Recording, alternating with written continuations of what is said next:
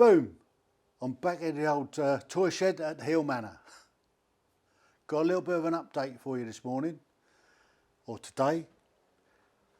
I've heard back from the company that's sending me the gasket set.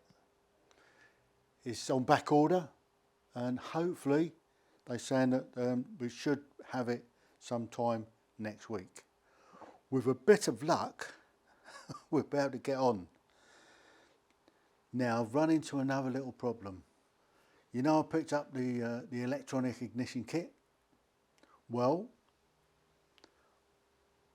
I've had a look. I need 2 more pieces of kit to be able to do the job. I need a wash name holder to stop the thing going round so I can undo the nut. And then I need a puller to pull the old magnet thing off. So I've had to order those, and hopefully those will be here next week.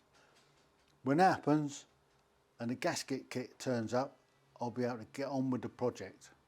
At the moment I'm struggling away at there's not a lot I can do, basically.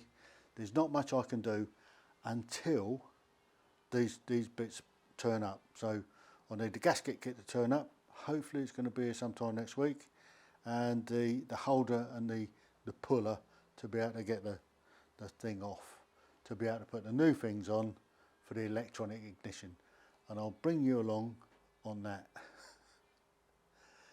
In the meantime, I'm waiting for some bits for here as well. There's a nut I need to replace on here that